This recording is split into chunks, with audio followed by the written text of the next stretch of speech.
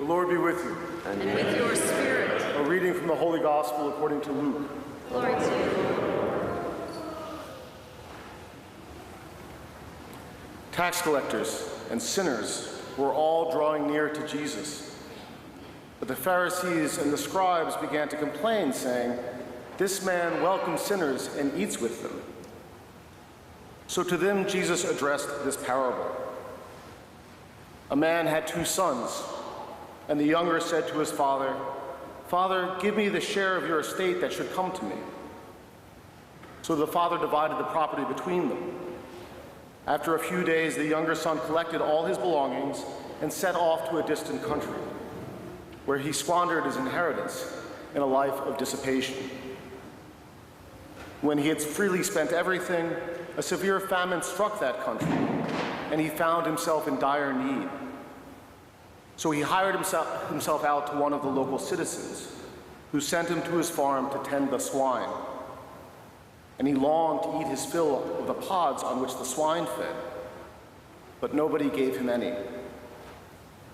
Coming to his senses, he thought, "How many of my father's hired workers have more than enough food to eat?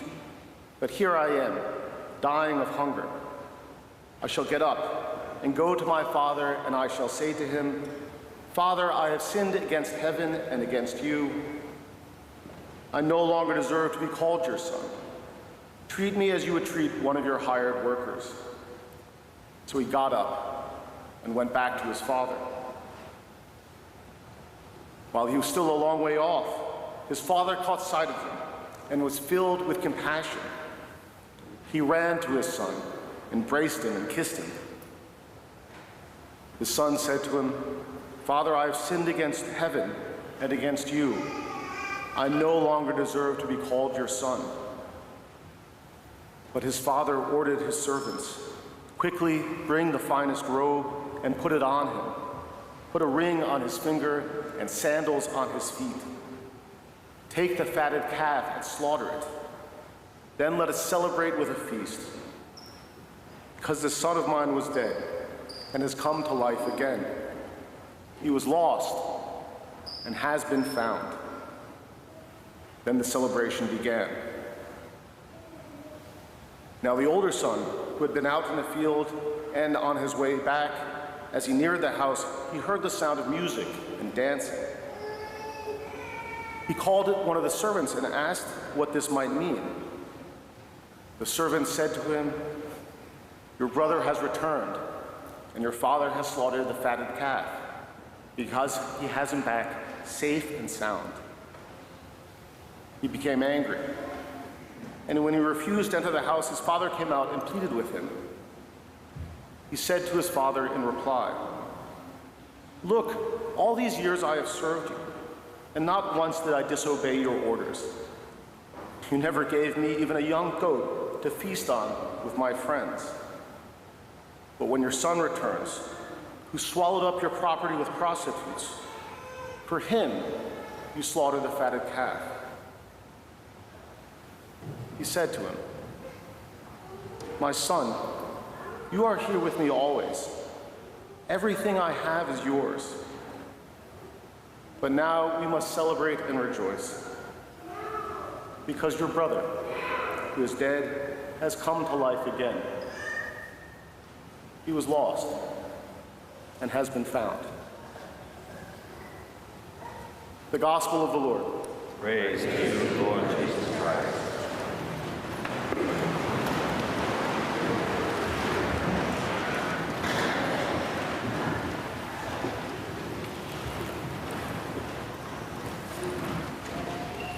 Pope Francis preached on this gospel in Morocco in 2019. Now you can imagine the minority the Catholics are in Morocco. So this homily to this little community, if you listen carefully, talks about the tragedies, the disharmony in our own lives, in our families, the divisions in our nation, the divisions in our church, and on the world scene that we're seeing every day. So I'm going to read a chunk of it to you, because I couldn't do better than him on this topic.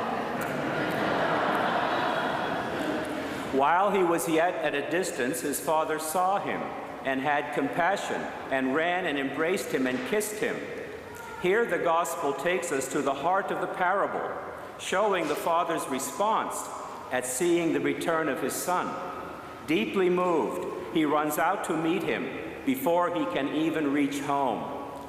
A son long awaited, a father rejoicing to see him return. That was not the only time the father ran. His joy would not be complete without the presence of his other son. He then sets out to find him and invites him to join the festivities. The older son found his father's joy hard to take. He did not acknowledge his brother's return. That son of yours, he calls him. The older son fails not only to recognize his brother, but his father as well. He would rather be an orphan than a brother. He prefers isolation to encounter, bitterness to rejoicing. He cannot accept a father capable of forgiving, willing to wait patiently, to trust and to keep looking, lest anyone be left out. At the threshold of that home, something of the mystery of our humanity appears. On the one hand, the welcome given to the son who had experienced misery and pain, even to the point of yearning to eat the husks thrown to the swine. On the other, irritation and anger at the embrace given to one who had proved himself so unworthy. What we see, again, is the tension we experience in our societies and in our communities and even in our own hearts, a tension deep within us ever since the time of Cain and Abel. We are called to confront it and to see it for what it is. The murderous question seems constantly to return. Am I my brother's keeper? At the threshold of that home, we can see our own divisions and strife, the aggressiveness and conflicts that always lurk at the door of our high ideals, our efforts to build a society of fraternity where each person can experience even now the dignity of being a daughter or a son.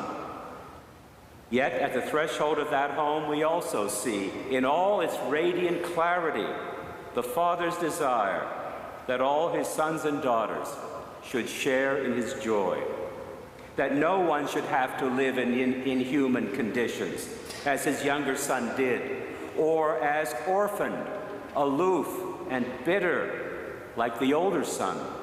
His heart wants all women and men to be saved. Many situations can foment division and strife, while others can bring us to confrontation and antagonism. Yet experience tells us that hatred, division, and revenge succeed only in killing our people's soul, poisoning their children's hopes, and destroying and sweeping away everything we cherish. Jesus invites us to stop and contemplate the heart of our Father. Only from that perspective can we acknowledge once more that we are brothers and sisters.